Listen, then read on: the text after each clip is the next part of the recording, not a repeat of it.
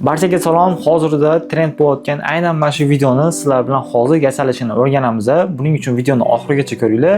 Agarda video foydali bo'ladigan bo'lsa, videoga like bosib, meni kanalimga obuna bo'lib qo'yinglar. Bundan buyog'iga mana shunaqa mobilgrafiya bo'yicha foydali videolarni har doim joylab boraman. Bo'lmasam boshladik. O'zi aslida bu videoni yasash juda ham oson, shunchaki biza o'zimizga kerakli bo'lgan promptlarni va rasmlarni to'g'ri kiritadigan bo'lsak saytlarga bizga tayyor holatda yozib beradi. O'shaning uchun biza hozirda sun'iy intellekt orqali bu videoni tayyorlaymiz.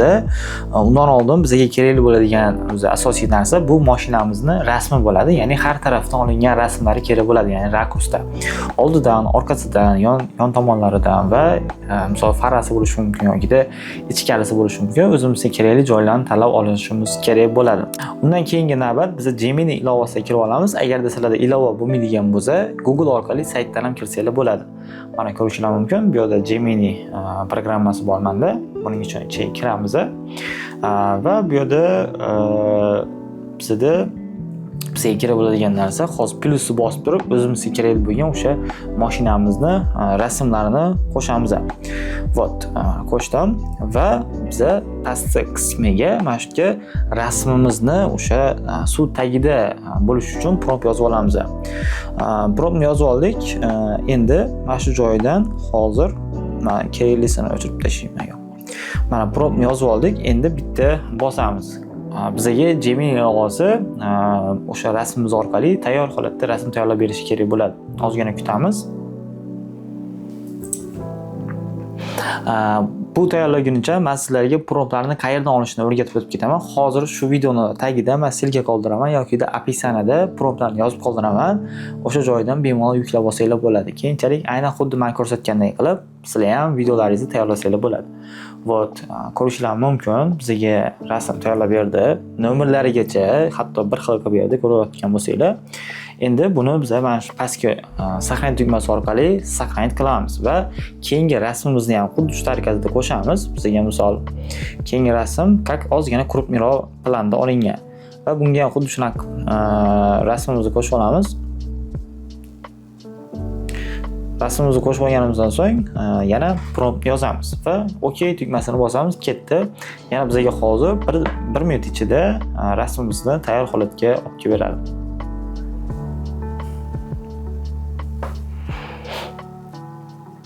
Vot, o'zi bizga yuborishni boshladi va tayyor desam, yana o'sha kadrni tashlab berdi menga. Vot. Vot, ko'rdinglarmi? Agarda biza bitta promptni ikkita rasmga qo'shadigan bo'lsa, yana o'sha rasmni bizga takrorlab berishi mumkin. Shuning uchun har bitta rasmni o'zi alohida prompti bo'ladi. Prompt o'zi nima? Shu bo'yicha ham sizlarga ma'lumot berib o'tib ketaman.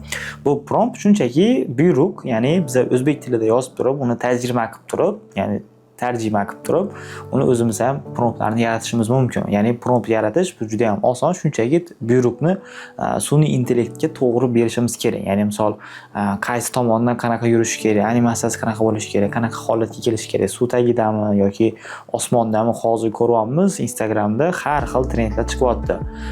Bitta lyustra bo'lib bosib turadi mashinalar yoki tepadan uchib keladi kosmosda. Har xil joylarda biz sun'iy intellekt orqali bularni tayyorlashimiz mumkin. Bu promptlar orqali.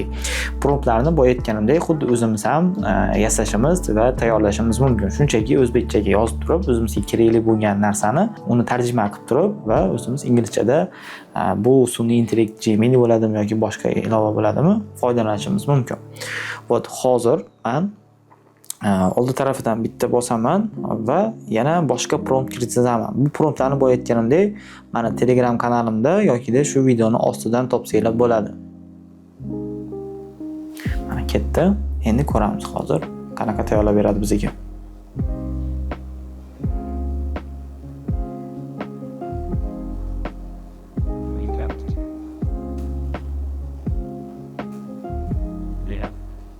O, mana bizga o'sha g'ildiragidan bizga tayyorlab berdi. Buni ham saqlanch qilamiz. Endi keyingi rasmga o'tamiz. Xo'sh, bizga orqa faras, mana bizga mashinamizning orqa farasi kerak. Qo'shamiz. Qo'shganimizdan so'ng bizda bu yerda videoni ham prompti bor. O'shaning uchun videonikini alohida boshqa rasmlarimizga kirishimizga to'g'ri keladi. Buni ham hozir video davomida o'rgatib o'tib ketaman. Videoni oxirigacha ko'ringlar. Agarda sizlarga yoqayotgan bo'lsa, videoga like bosib, обязательно obuna bo'lib qo'yinglar. Bundan buyog'iga yana foydali kontentlarni sizlarga har doim chiqarib boraman. Вот, bizga yana ikkinchi variantini tayyorlab berishdi, ya'ni orqa faras. Buni ham sarxant qilamiz. Ya'ni biz o'sha nima deydi, kerakli kadrlarni biz rasmga olamiz mashinamizda va o'sha xuddi shu tarzda rasmlarimizni hammasini suv tagida qilib yasab olishimizga to'g'ri keladi. Xo'p, endi tayyor bo'lgan rasmlarimizni biz Google orqali mana shu saytning ichiga kirib olishimiz kerak bo'ladi. Hello A degan saytning ichiga kiramiz. Ustidan bosamiz. Kerakli bo'lgan rasmimizni xuddi mana shu joyga boyagidek qo'shishimizga to'g'ri keladi. Xo'sh. Va bu yerda biz Google akkauntimizni kiritishimiz kerak bo'ladi. Вот, tayyor. Endi deydi, boyagi rasmimizni boshqatdan yana qo'shamiz.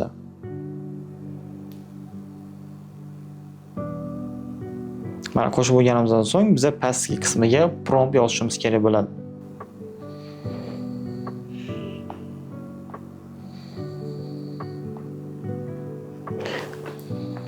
Вот, endi OK va create tugmasini bosamiz. Endi ko'ramiz. Вот, ko'rishlar mumkin va buni pastdagi skachat tugmasi orqali uni yuklab olishimizga to'g'ri keladi. Mana ketdi. Va buni bemalol biz загрузка bo'libida ko'rishimiz mumkin. Va buni yana skachat qilib olamiz galereyamizga. Undan so'ng biz qolgan rasmlarimizni ham xuddi shu tartibda davom ettiramiz. Endi biz boshqa rasmimizni qilishimizga to'g'ri keladi. Bizda xo'sh. Bizda mana bu kolesosi bor. Mana shuni tanlaymiz va bu yerga prompt yozamiz boyagidek. Va create tugmasini bosamiz. Ketdi. Va mana bu yerda create history degan joyi bor. O'shani bitta bossanglar, o'zi loading, ya'ni загрузка bo'layotgani va qilinayotganini biz ko'rishimiz mumkin. Mana bittasi bor, mana ikkinchisini hozir qilyapti. Endi ozgina kutamiz har bittasini qilish paytigacha va biz bemalol skachat qilib olib, buni montaj qilishimiz mumkin bo'ladi oxirida. Вот, ana endi do'stlar tayyorlab olgan videolarimizni CapCut ilovasiga qo'shamiz va buni formati agarda sizlarda o'zgarib ketgan bo'lsa, mana CapCut ilovasida o'ng tarafda Satnashina Storon degan tugma orqali biz 9 ga 16 qilib olamiz va kadrlarimizni ozgina kattalashtiramiz. Agarda logotip sizlarda ham chiqib qoladigan bo'lsa, o'shani kattalashtirib qo'ysanglar, ozgina kesilib ketadi. Xo'p, endi kerakli bo'lgan musiqamizni qo'shib olamiz. Biz hozir trend bo'layotgan va shunga moslab biz kadrlarimizni qo'yib chiqishimizga to'g'ri keladi. Mana bu kadrimizni ham mana mashinamiz kattayib ketgan, ya'ni bu YouTube formatda bo'lib qolgan. O'shani o'zingizlar to'g'rilab olsanglar bo'ladi. Promptda 9 ga 16 deb yozsanglar. Xo'sh. Kerakli joyigacha biz kesamiz.